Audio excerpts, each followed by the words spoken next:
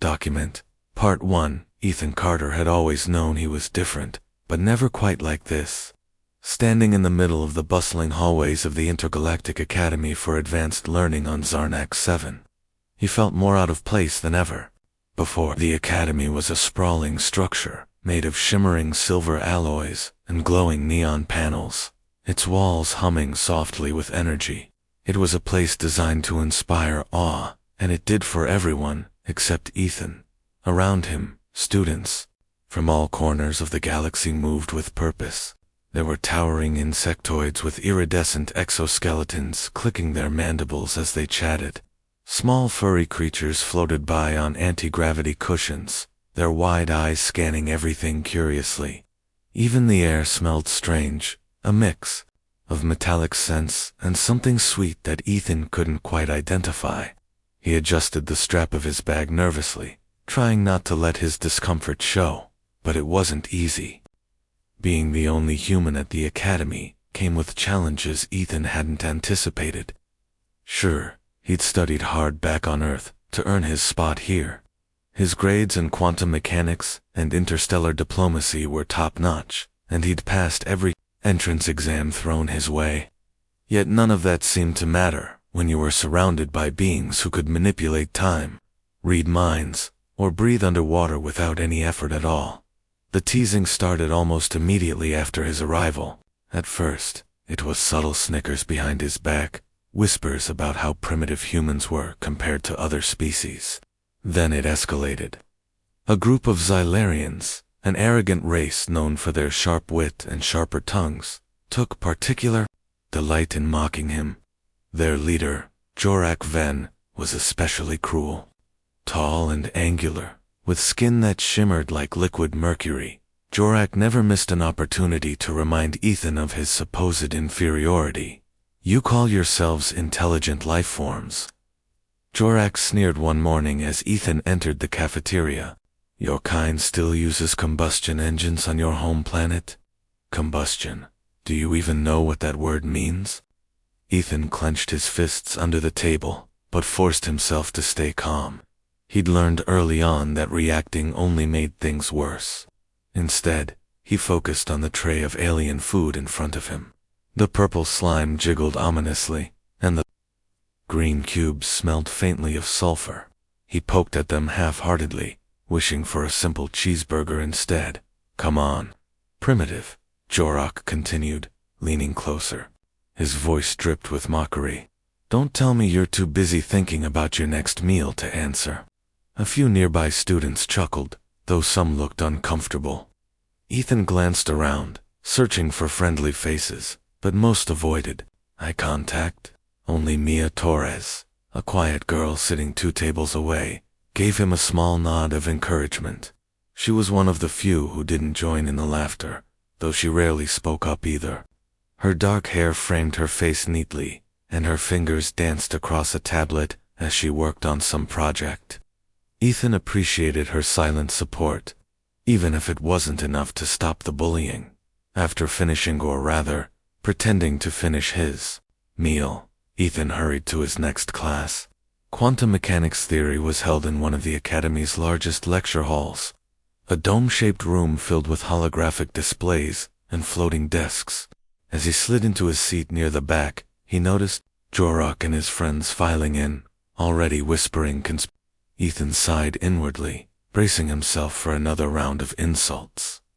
Professor Kale, a Corvixian with 6 arms and a voice like rolling thunder, began the lesson by explaining the principles of quantum entanglement.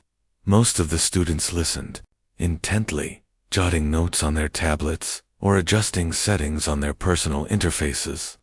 But Jorak wasn't interested in learning today. Halfway through the lecture, he leaned over to Ethan and whispered loudly enough for nearby students to hear. "So, primitive, do you even understand what the professor is saying? Or are you just pretending like you belong here?" Ethan bit his lip, refusing to respond. He knew better than to engage.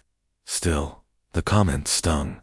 He had spent years studying these concepts, poring over textbooks late into the night, while his friends back home went to parties or played video games. To be dismissed so casually hurt more than he cared to admit. Thankfully, Professor Kale interrupted before Jorak could say anything else. Jorak Ven, the professor boomed, his multiple eyes narrowing. If you have questions about the material, I suggest raising your hand rather than disrupting the class. Otherwise I will assign extra homework to anyone caught talking. Jorak smirked, but fell silent, much to Ethan's relief. For the rest of the period, Ethan tried to focus on the lecture, though his mind kept drifting back to Jorak's words. Was he really as out of his depth as everyone seemed to think? He glanced at the equations hovering above the podium and felt a flicker of determination. No matter what anyone said, he belonged here. He had earned his place. When the bell rang, signaling the end of class, Ethan gathered his things quickly and headed for the door. He wanted to avoid further confrontation with Jorak and his gang. Outside, the hallway buzzed with activity as students rushed between classes. Ethan spotted Mia again, standing near a water fountain and scrolling through her tablet. Taking a deep breath, he approached her. "Hey," he said quietly, unsure if she'd want to talk. "Thanks for, earlier." Mia looked up, surprised. "Oh, you're welcome." She hesitated for a moment, then added, "Don't let them get to you. They're just jealous." "Jealous?" Ethan repeated skeptically. "Of what?" She shrugged. "You're human. You're adaptable. That's rare among species here. Most of us are stuck doing things one way because of our biology. But you can learn anything, do anything. Don't forget that." Her words caught him off guard. No one had ever framed his humanity as an advantage before. It gave him something to think about as he walked to his final class of the day. Later that evening, lying awake in his dorm room, Ethan replayed the day's events in his mind. The teasing, the lectures, Mia's unexpected kindness, it all swirled together, leaving him restless. He stared at the ceiling, which glowed faintly with starlight, projected from a device mounted above his bed. Somewhere out there, beyond the academy and its endless corridors, was a universe full of possibilities. And despite everything, Ethan couldn't help but feel excited about what lay ahead. He didn't know it yet, but the challenges he faced at the academy were just the beginning. Soon, he would find himself thrust into situations far more dangerous and far more important than dodging Jorak's barbs. But for now, he allowed himself a moment of quiet reflection, letting hope take root in the face of uncertainty. Document Part 2. The next morning, Ethan woke up feeling a little lighter than usual. Mia's words from the previous day still lingered in his mind. Maybe she was right. Maybe being human wasn't such a bad thing after all. He climbed out of bed, stretched, and got ready for the day. As he tied his shoes, he glanced at the glowing projection of Earth above his desk.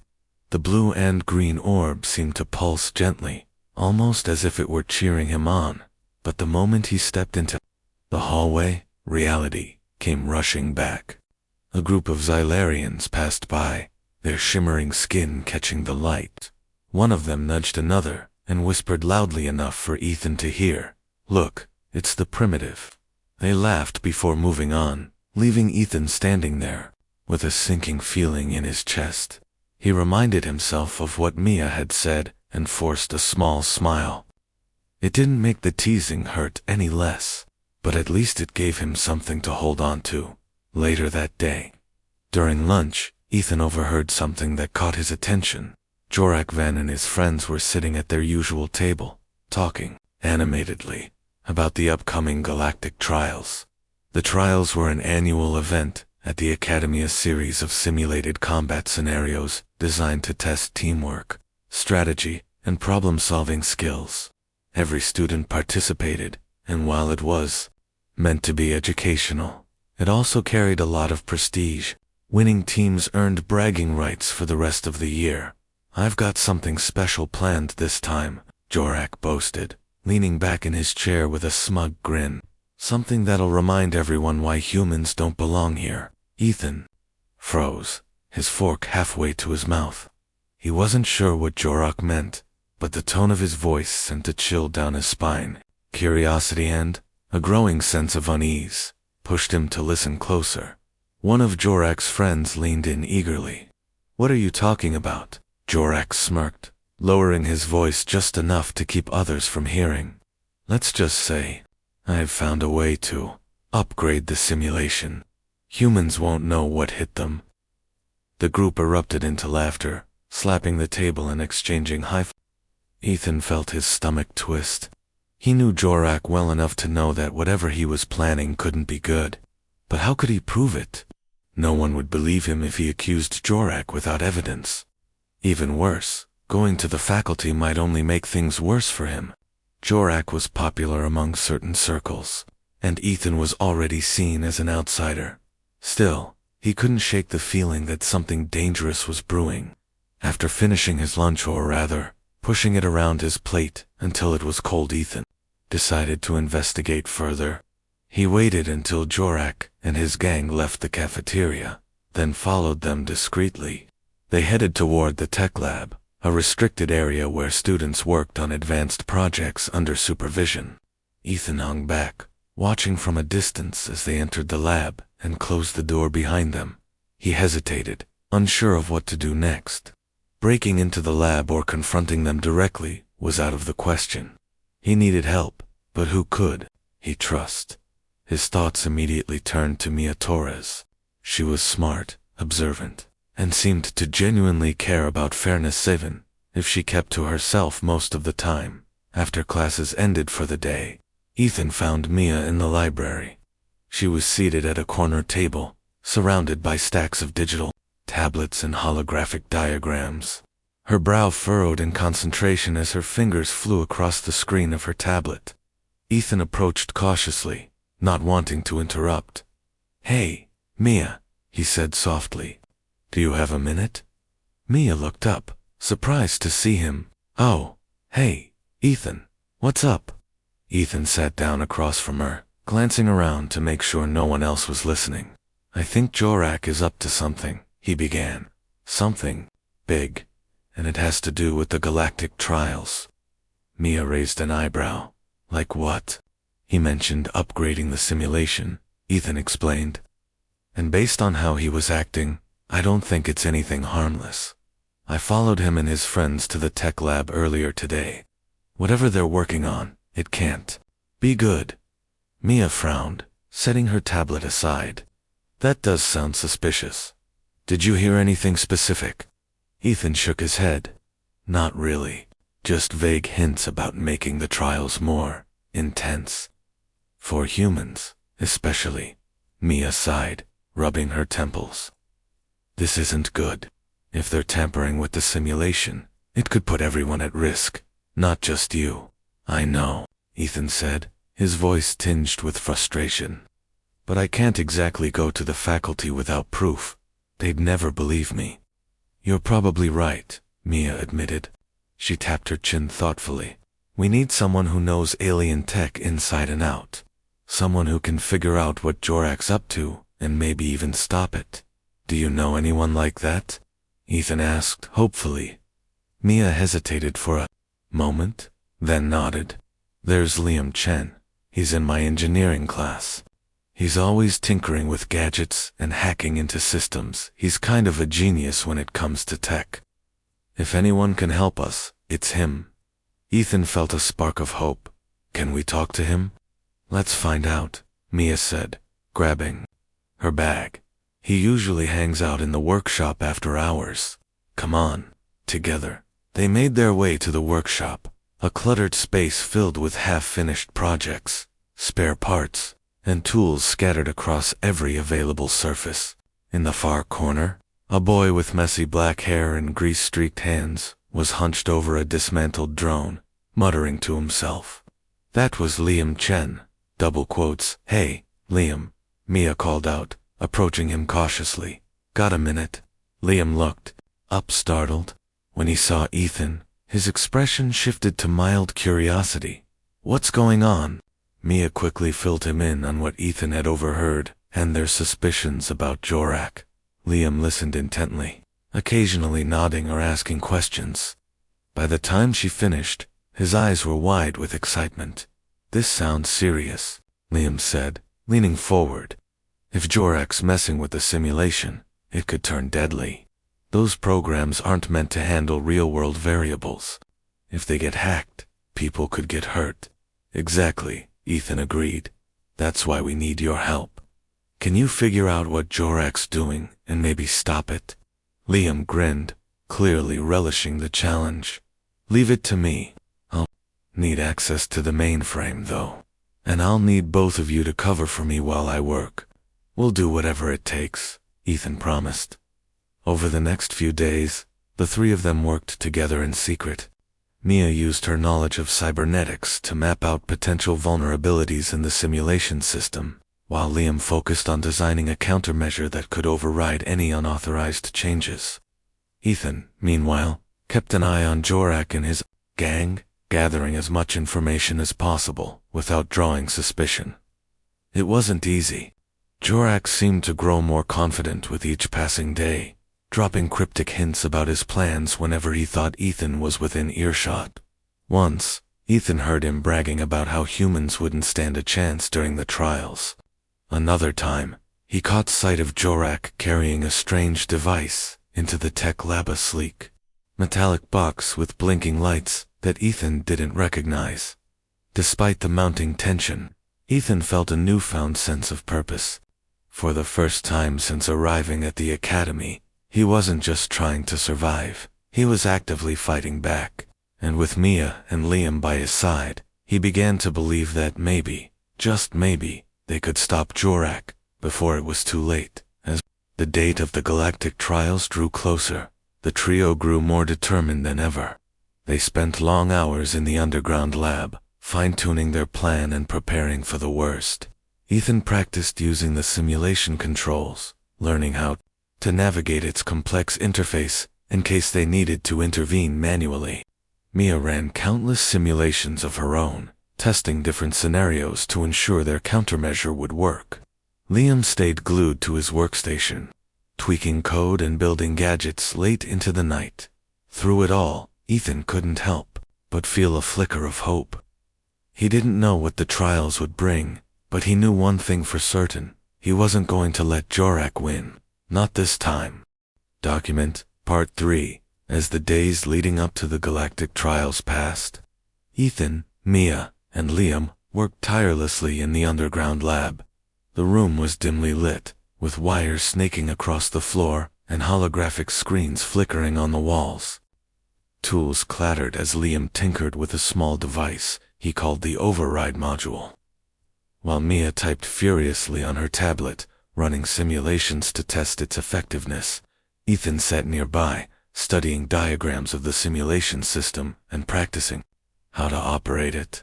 Despite the pressure, there was an unspoken camaraderie between them, a shared determination to stop Jorak and protect their classmates. Liam held up the override module, a sleek black box no larger than his palm. Its surface glowed faintly with tiny green lights, pulsing rhythmically like a heartbeat. "This little guy should do the trick," he said, grinning proudly. "It'll scan for unauthorized changes in the simulation's code and neutralize them instantly." Mia leaned over to inspect it, her brow furrowed. "But what if Jorak's hack is too advanced? What if it bypasses your module?" "It won't," Liam replied confidently. "I've programmed it to adapt. Even if he tries something we don't expect, the module will learn and respond." Ethan nodded, though he couldn't shake the nagging worry in the back of his mind. "That's great, but how are we going to get it into the mainframe during the trials? We can't exactly walk in there and plug it in without being noticed." "We'll need a distraction," Mia suggested. "Something big enough to draw everyone's attention away from the control room." Liam snapped his fingers. "Leave that part to me. I've been working on a decoy program that'll create a fake emergency in one of the trial zones. It'll look real enough to fool the monitors and give us time to sneak in." Ethan frowned, thinking through the plan. "And once we're inside, what then? Someone has to manually activate the override module, right?" right, Liam? Confirmed. Which means one of us needs to stay behind, while the other two handle the distraction. I'll do it, Ethan volunteered immediately. You two have done most of the technical work. Let me take care of this part. Mia hesitated, concern written all over her face. Are you sure? If anything goes wrong, you'll be the one in danger, I'm sure, Ethan said firmly. Besides, I know the simulation controls better now. You guys taught me everything I need to know. After a moment, Mia nodded reluctantly. Okay? But promise me you'll be careful. I promise, Ethan said, giving her a small smile. The morning of the galactic trials arrived, and the academy buzzed with excitement. Students gathered in the massive arena, a dome-shaped structure filled with glowing pods where the simulations would take place. Each pod was connected to the central mainframe, which controlled every aspect of the virtual environment. Faculty members bustled around, making last-minute checks to ensure everything was ready. Ethan stood near the edge of the crowd, his heart pounding. He glanced at Mia and Liam, who gave him quick nods before slipping away to set up their distraction. Taking a deep breath, Ethan joined his assigned team, which included Jorak Ven and 3 other students. As they entered their pod, Ethan couldn't help but notice the smug expression on Jorak's face. Ready to fail spectacularly, primitive. Jorak sneered as the pod doors sealed shut behind them. Ethan ignored him, focusing instead on the glowing interface panel in front of him. The simulation began moments later, plunging them into a dense jungle filled with towering trees and thick vines. Their objective was simple: navigate through the terrain, solve puzzles scattered throughout the area, and reach the extraction point within the time limit. At first, everything seemed normal. The team worked together, or rather, argued over which path to take. Jorak barked orders, clearly expecting everyone to follow his lead. Ethan stayed quiet, keeping an eye out for any signs of tampering. So far, nothing unusual had happened. Then, about halfway through the trial, things changed. A sudden tremor shook the ground, sending everyone stumbling. Trees began collapsing, their massive trunks crashing down unpredictably. One of Ethan's teammates screamed as a vine lashed out, wrapping tightly around her leg and dragging her toward a pit of bubbling lava. Panic erupted as the group scrambled to free her. What's going on? Someone shouted. Jorak smirked, crossing his arms. Looks like the primitive can't handle a little chaos. Ethan clenched his fists, but forced himself to focus. This wasn't part of the original trial, it had to be Jorak's doing. He quickly scanned the area, searching for clues. That's when he noticed something strange, a faint shimmer in the air, almost like heat waves rising off asphalt. It was subtle, but it gave away the presence of altered code. Everyone, move, Ethan yelled, grabbing the trapped teammate and pulling her away, just as the ground beneath them cracked open. They barely escaped before the entire section collapsed into a fiery chasm. Jorak stared at him, his smirk faltering. How did you? Before he could finish, alarms blared throughout the simulation. Red warning lights flashed as a voice announced, "Emergency detected in Zone C. All participants must evacuate immediately." Ethan knew this was Mia and Liam's doing. The decoy program had worked perfectly, while everyone else rushed toward the supposed emergency.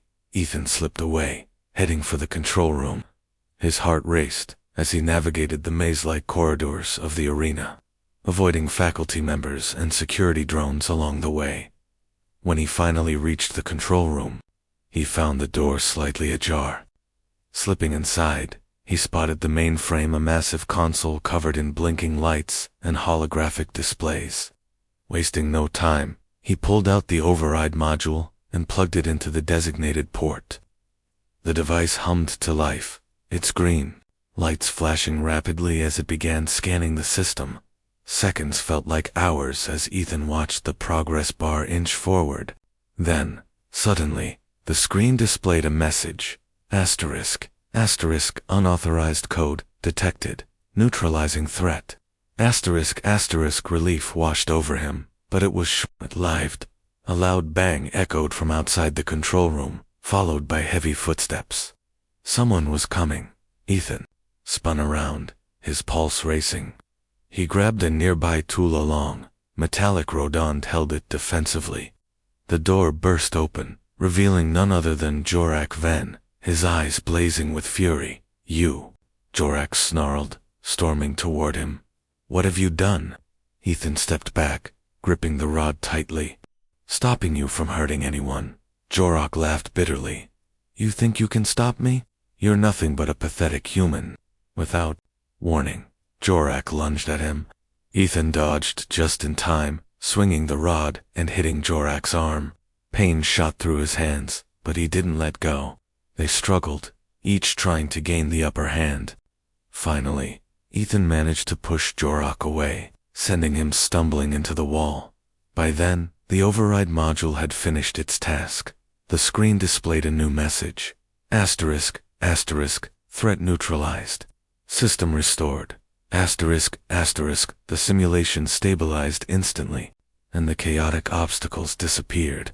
Outside, the alarms stopped, and the red warning lights faded. Everything returned to normal.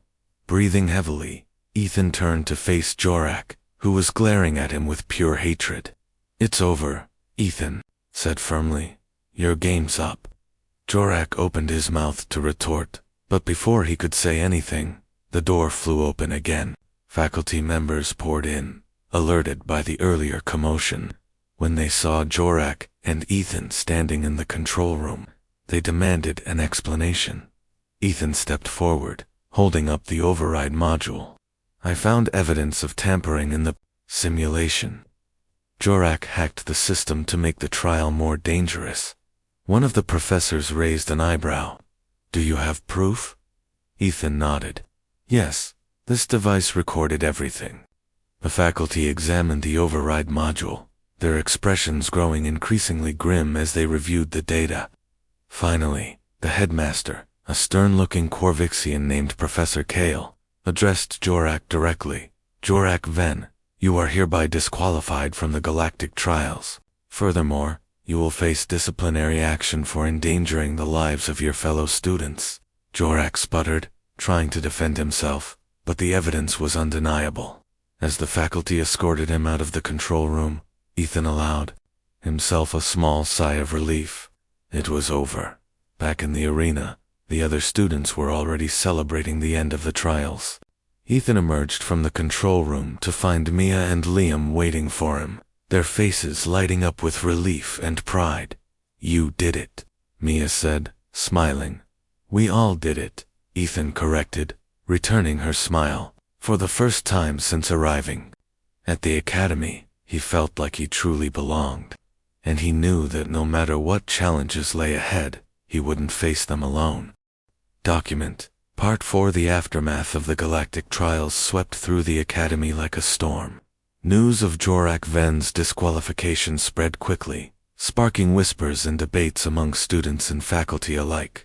Some were outraged by his actions, while others, mostly his former supporters, tried to downplay the severity of what had happened.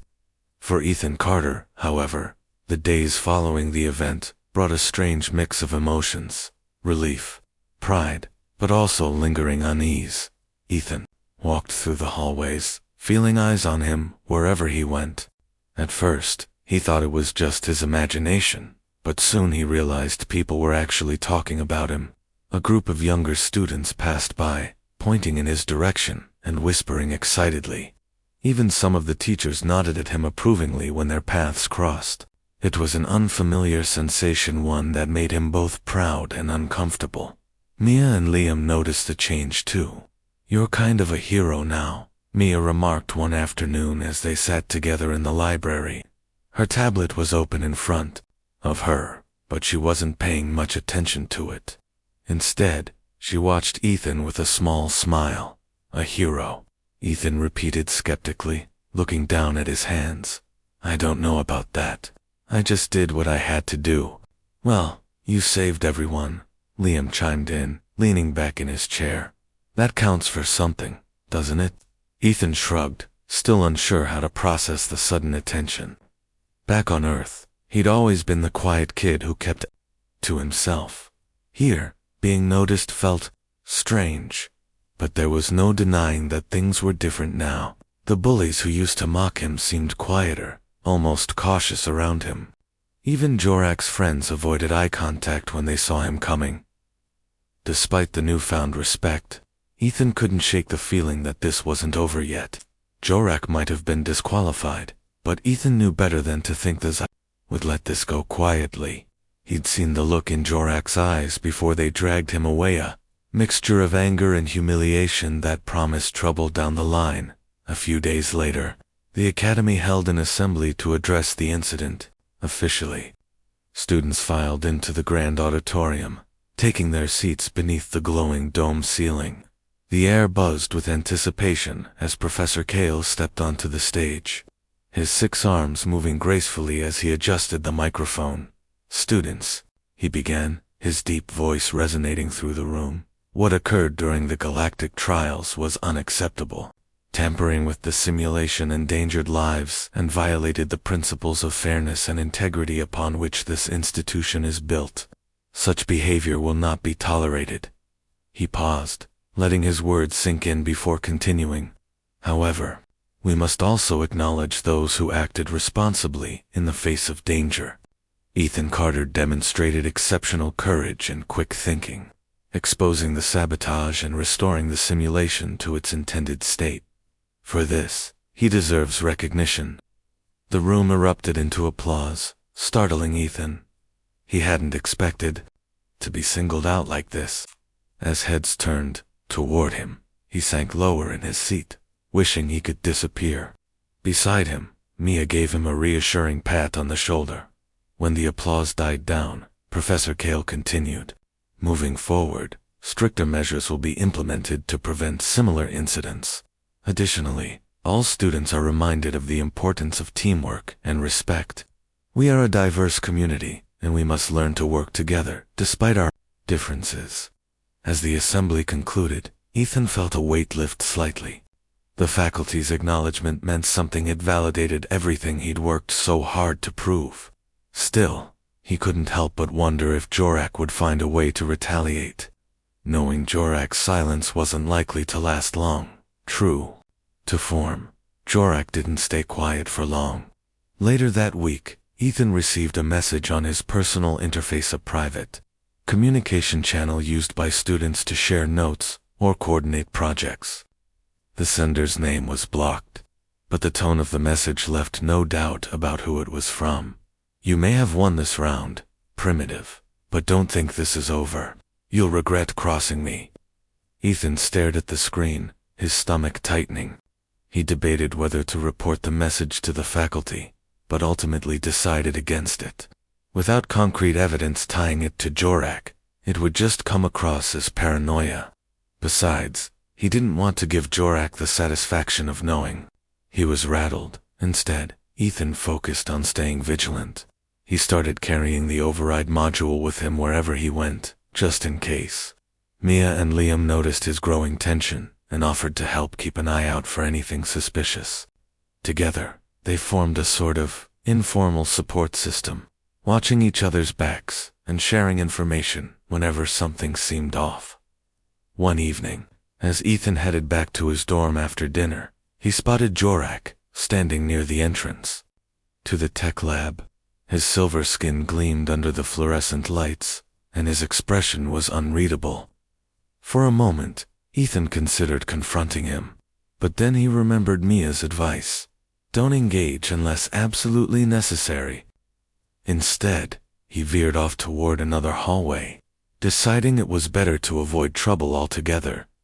Despite the tension, life at the academy slowly returned to normal as it ever got for someone like Ethan. Classes resumed, and the daily grind of studying alien languages, quantum mechanics, and interstellar diplomacy took center stage again. Ethan threw himself into his work, determined to prove that his success wasn't a fluke. He spent hours in the library, poring over textbooks and running practice simulations on his tablet. Mia and Liam joined him often, turning study sessions into collaborative learning experiences. They challenged each other with hypothetical scenarios, testing their knowledge and problem-solving skills. Through these sessions, Ethan discovered that he wasn't just holding his own, he was excelling. His understanding of complex systems and his ability to adapt under pressure set him apart, even among the most advanced students. One day, during a particularly intense simulation exercise, Ethan impressed even Professor Kale. The task involved navigating a malfunctioning spacecraft through an asteroid field while managing limited resources. Most students struggled to complete the scenario within the time limit, but Ethan managed to stabilize the ship and land it safely on a nearby moonall while maintaining calm under pressure. "Well done, Mr. Carter," Professor Kale said afterward, his multiple eyes narrowing thoughtfully. "Your performance was exemplary. Perhaps you should consider applying for the Galactic Security Council internship next semester." Ethan blinked, caught off guard by the suggestion. The internship was one of the most prestigious opportunities available to Academy students, reserved for top performers with exceptional potential. He'd never imagined himself being considered for something like that. I'll think about it," Ethan replied, still processing the idea. Professor Kale nodded approvingly before moving on to critique the next student. Ethan stood there, for a moment, letting the weight of the compliment sink in. Maybe Mia was right. Maybe being human wasn't such a disadvantage after all. As the weeks passed, Ethan found himself settling into a rhythm. He still encountered occasional hostility from some of Jorak's remaining allies, but it was nothing compared to the relentless bullying he'd faced before. More importantly, he'd gained something far more valuable: true friends in Mia and Liam. Their bond had grown stronger through shared challenges, and Ethan knew he could count on them no matter what. Even so, he remained cautious. Jorak's threat lingered in the back of his mind, a constant reminder that not everyone had accepted defeat gracefully. Whatever came next, Ethan was ready, or at least, as ready as he could be. For now, he focused on the present, cherishing the sense of belonging he'd fought so hard to earn. Little did he know, the galaxy had bigger plans for him. Challenges far greater than Jorak awaited, and Ethan Carter was about to step into a role he never imagined possible. Document. Part 5. The days turned into weeks, and Ethan Carter's life at the Intergalactic Academy settled into a new rhythm. The chaos of the galactic trials felt like a distant memory, replaced by the steady hum of lectures, labs, and late-night study sessions. Yet beneath the surface calm tensions simmered, especially between Ethan and Jorak Venn. Though Jorak had been disqualified and publicly shamed, his anger hadn't faded. If anything, it had grown stronger. Lurking in the shadows like a predator, waiting for the perfect moment to strike, Ethan tried not to dwell on it too much. He reminded himself that he'd done the right thing, exposing Jorak's dangerous actions and protecting his classmates. Still, there were moments when unease crept in, like when he noticed someone watching him from across the cafeteria or heard faint whispers as he passed through the hallways. Each time, he told himself it was just his imagination, but deep down, he knew better. One afternoon, during a break between classes, Ethan found himself in the Academy's observation deck, a quiet space with large windows overlooking the planet, Zarnak 7 below. The view was breathtaking. Swirling clouds of violet and gold stretched endlessly, dotted with shimmering cities, suspended midair.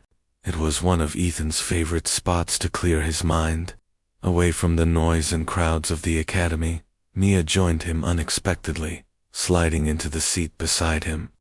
She carried her tablet under one arm and held 2 cups of steaming liquid in her hands. "Thought you might need this," she said, handing him one of the cups. "It's tea. Not coffee, obviously, since you're still getting used to alien drinks." Ethan smiled gratefully, taking a sip. The warm, slightly sweet flavor spread through his chest, calming his nerves. Thanks. I needed this. You've seemed distracted lately, Mia observed, setting her own cup down. Is everything okay? Ethan hesitated, glancing out the window. I don't know. Maybe I'm just being paranoid, but I can't shake the feeling that something's coming. Something bad. Mia nodded slowly, her expression thoughtful. You mean Jorak? Yeah, Ethan admitted. He hasn't said anything directly, but I know him. He's not the type to let things go. And then there's that message he sent me. Mia frowned. What message? Ethan pulled out his personal interface, scrolling until he found the blocked communication. He handed the device to Mia, who read it silently. Her brow furrowed as she finished. This is serious. Why didn't you tell me about this sooner? I didn't want to worry you, Ethan said sheepishly. Besides, what could we do? There's no proof it's even from him. That doesn't matter, Mia replied firmly. If he's planning something, we need to be prepared. We should talk to Liam. Later that evening, the three of them met in the underground lab.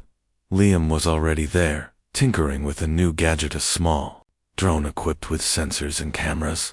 When Ethan explained the situation, Liam set the drone aside and leaned forward, his expression serious.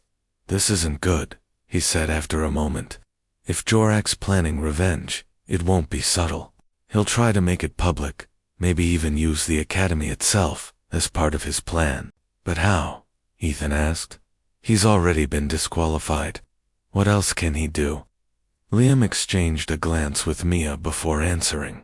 Remember the tech lab? That place is full of experimental equipment.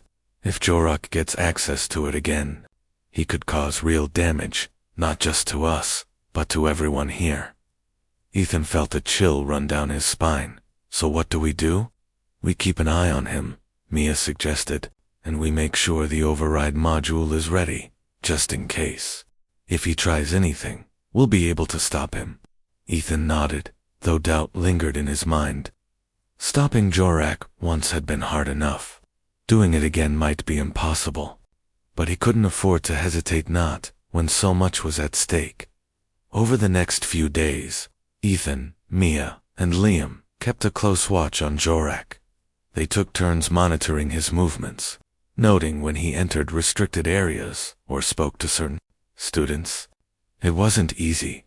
Jorak was careful, avoiding anything that might raise suspicion. Still, patterns began to emerge. He spent more time than usual in the tech lab, often staying late into the night. Occasionally, they spotted him meeting with a group of older students, their expressions tense and secretive.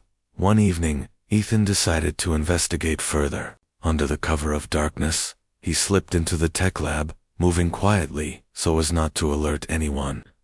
The room was dimly lit, with only the soft glow of monitors illuminating the rows of workstations. As he approached Jorak's usual spot, he noticed something strange, a holographic blueprint floating above one of the desks. It depicted a complex network of circuits and wires, connected to what looked like a central control panel. Ethan's heart raced as he realized what it was, a schematic for the Academy's power grid. If Jorak tampered with it, he could shut down entire sections of the building or, worse. Before he could examine it further, a voice cut through the silence. What are you doing here? Ethan froze, turning slowly to see Jorak standing in the doorway. His silver skin gleamed menacingly in the low light, and his eyes burned with fury. Spying on me, primitive. I'm not spying, Ethan said quickly, holding up his hands. I just came to check if everything was secure. Someone needs to make sure the Academy is safe. Jorak smirked, stepping closer. Oh, I think the Academy is perfectly safe as long as people like you stay out of my way. Ethan backed away cautiously, keeping an eye on Jorak's movements. Whatever you're planning, it won't work. We'll stop you. Wait, Jorak laughed bitterly. You mean your little friends? Face it, primitive, you're outnumbered. And when the time comes, no one will stand with you. Before Ethan could respond, footsteps echoed down the hallway outside. Jorak glanced toward the door, then back at Ethan, his expression darkening. "This isn't over," he hissed before slipping out of the room. Moments later, Mia and Liam appeared, panting from running. "Are you okay?" Mia asked, scanning the area nervously. "I'm fine," Ethan replied, though his voice trembled slightly. "But we need to act fast. Gorak's planning something big, and it involves the power grid." Liam moved to the workstation, pulling up the schematic Ethan had seen earlier. His fingers flew across the keyboard as he analyzed the data. "He's building some kind of override system," Liam said grimly. "If he activates it, he could overload the grid and knock out the entire academy. Can we stop it?" Mia asked, her voice tight with worry. "We can try," Liam replied, "but we'll need to get into the main control room first. That's where the core systems are located." Ethan clenched his fists, determination replacing fear. "Then that's what we'll do, no matter what it takes." The plan came together quickly. Using Liam's knowledge of the academy's layout, they mapped out a route to the main control room that avoided security checkpoints and surveillance cameras.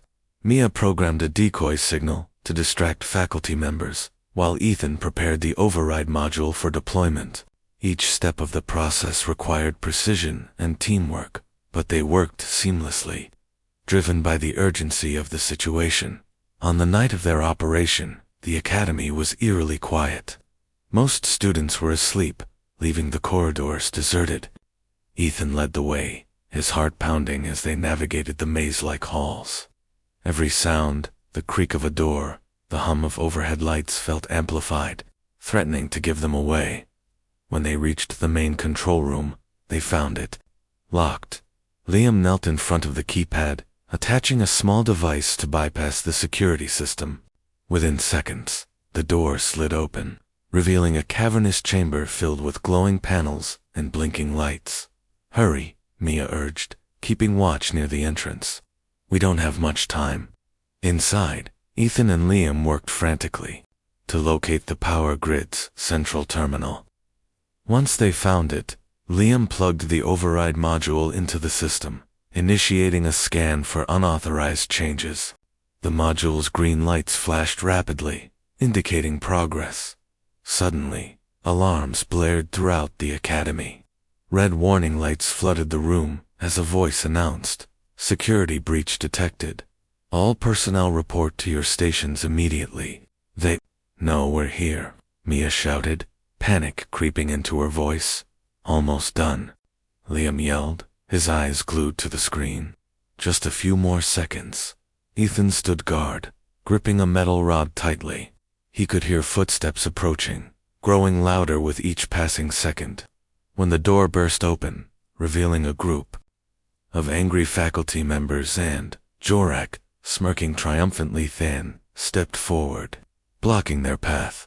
"You're too late," Ethan said firmly, his voice steady, despite the adrenaline coursing through him. "The override module has already neutralized your hack." Jorak's smirk faltered, replaced by shock as the glowing panel behind them displayed a message. Asterisk, asterisk, unauthorized code, detected. Neutralizing threat. Asterisk, asterisk you. Jorak stammered, rage twisting his features. "You ruined everything, Professor." Kale pushed past the crowd, his expression stern. "Explain yourselves," he demanded, looking at both Ethan and Jorak. Ethan held up the override module. Jorak hacked into the power grid, planning to shut down the academy. "We stopped him." The faculty examined the evidence, their expressions growing increasingly grave. Finally, Professor Kale turned to Jorak. "You have violated the trust of this institution for the last time. You are hereby expelled." As Jorak was escorted away, Ethan allowed himself a small sigh of relief. It was finally over. For now, at least. Document. Part 6. The weeks following Jorak Vent's expulsion brought a strange sense of calm to the Intergalactic Academy. For Ethan Carter, life finally seemed to settle into a rhythm he could manage. The constant tension that had weighed on his shoulders began to lift, replaced by a growing confidence in his abilities and place within the academy. Yet, despite the newfound peace, Ethan couldn't shake the feeling that something bigger was waiting just beyond the horizon.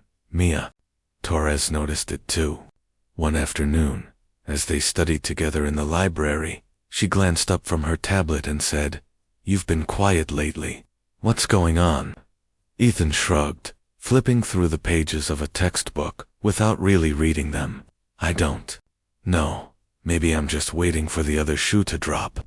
Mia tilted her head, her dark eyes thoughtful. "You mean you think there's more trouble coming?" "Not necessarily," Ethan replied, though his tone betrayed his uncertainty. "It's just, everything feels too quiet, you know? Like we're in the eye of a storm." Liam Chen, who was seated nearby tinkering with a small gadget, chimed in. "He's got a point. Things have been weirdly smooth since Jorok left, almost suspiciously so." Ethan nodded. "Exactly. It's like the galaxy is holding its breath." Mia sighed, closing her tablet.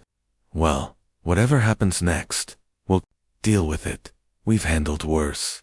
Her words were meant to reassure him, but Ethan couldn't help but wonder if they were tempting fate.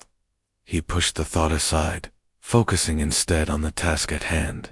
There were exams to prepare for, projects to finish, and simulations to practice.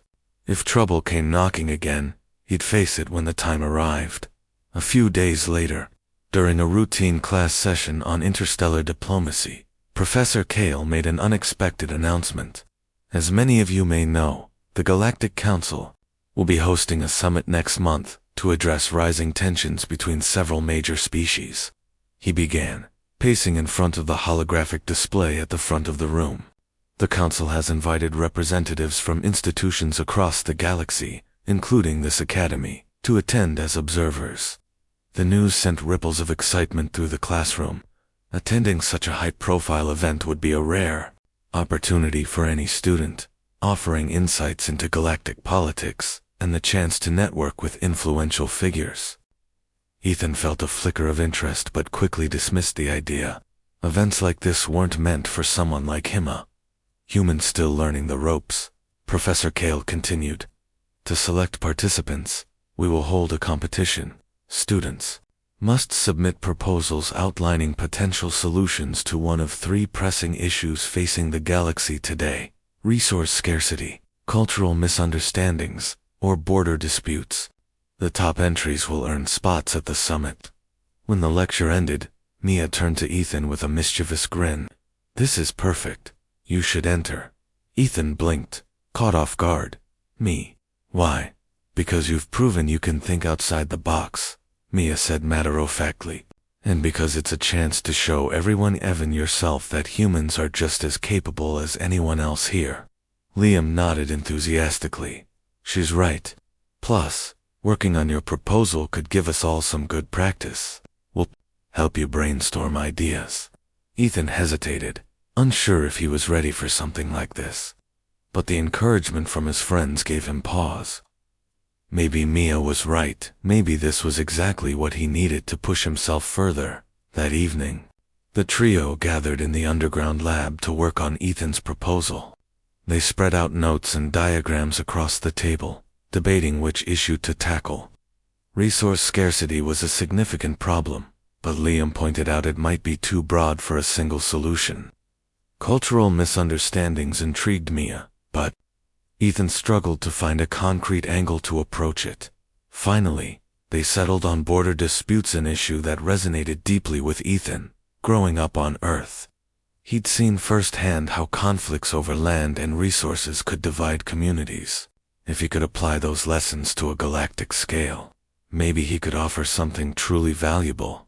"Okay," Ethan said, grabbing a marker and turning to the whiteboard. "Here's my idea. What if we create a system where borders aren't fixed lines but flexible zones based on shared needs? Species could negotiate access rights depending on factors like trade routes, natural resources, or even environmental concerns." Mia's eyes lit up. "That's brilliant. It's practical, but also promotes cooperation instead of conflict." Liam leaned forward, sketching a rough diagram of overlapping zones. We could use existing technology to monitor these areas and ensure fair usage. AI systems could track activity and flag potential disputes before they escalate. Over the next week, they refined the concept, adding details and addressing potential flaws.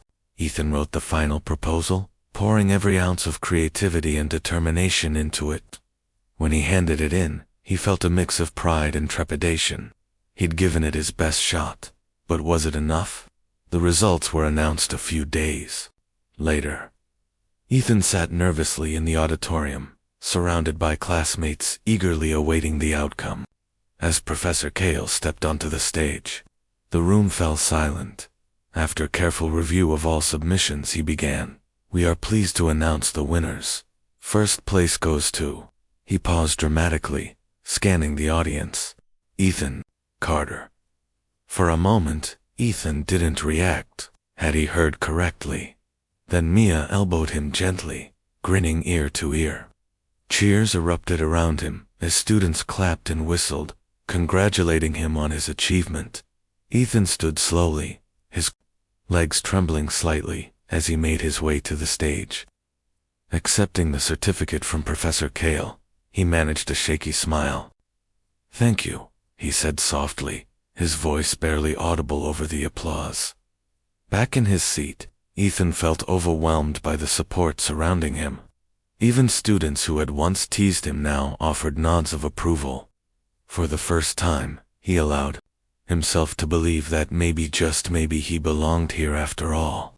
Preparations for the summit consumed the next few weeks. Ethan attended workshops designed to teach diplomatic etiquette and negotiation strategies. He practiced public speaking, learned about the customs of various alien species, and memorized countless facts about interstellar relations. Mia and Liam helped him rehearse, quizzing him on key points and offering feedback whenever he stumbled. Despite the pressure, Ethan found himself enjoying the process.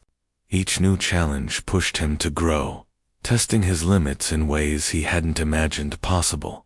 By the time departure day arrived, he felt as prepared as he could be. The journey to the summit took place aboard a sleek cruiser provided by the Academy. Ethan gazed out the window as the ship soared through hyperspace, marveling at the streaks of light painting the void. Beside him, Mia and Liam chatted excitedly about the sights they'd see and the people they'd meet. Though only Ethan had earned a spot at the summit, both Mia and Liam had been invited along as part of the support team. When they arrived at the conference center, massive structure orbiting a distant moon, Ethan felt a surge of awe. Representatives from dozens of species filled the halls, their colorful attire and unique appearances creating a vibrant tapestry of diversity. Everywhere he looked, conversations buzzed in languages he didn't understand, translated seamlessly by universal communicators. On the first day of the summit, Ethan attended a panel discussion on border disputes. Speakers presented data, argued perspectives, and debated solutions, each vying for attention in the crowded room. Ethan listened intently, taking notes and observing the dynamics at play. It was fascinating and intimidating. How could he possibly contribute meaningfully to discussions like these? His moment came during a breakout session later that afternoon. Delegates broke into smaller groups to workshop ideas, and Ethan found himself seated among seasoned diplomats. At first, he stayed quiet, listening as others shared their thoughts. But when the conversation turned to enforcement mechanisms for border agreements, he raised his hand hesitantly. "What if we focus less on punishment and more on incentives?" he suggested, his voice steady despite his nerves. "If species benefit from cooperation, they'll be more likely to comply voluntarily." The group turned to him, surprised but intrigued. One delegate nodded approvingly. "An interesting perspective. Please continue." Encouraged, Ethan elaborated on his proposal, explaining how flexible zones and shared resources could foster goodwill rather than resentment. To his amazement, the idea sparked lively debate, with several delegates building upon his suggestions. By the end of the session, Ethan felt a sense of accomplishment he hadn't expected. As the summit progressed, Ethan grew more confident, contributing regularly to discussions and earning respect from those around him. His human perspective offered fresh insights, challenging assumptions and opening doors to innovative solutions. Even delegates who initially dismissed him came to value his input. Yet, amidst the success, Ethan remained grounded. He knew he wasn't alone in this journey. Every step he took, every word he spoke, carried the support of Mia and Liam and the lessons he'd learned along the way. By the final day of the summit, Ethan realized something profound. The galaxy wasn't just a vast, intimidating expanse of stars and planets. It was a web of connections, woven together by shared challenges and aspirations. And somewhere within that web, he had found his place. Little did he know, his presence at the summit would ripple outward, setting events in motion.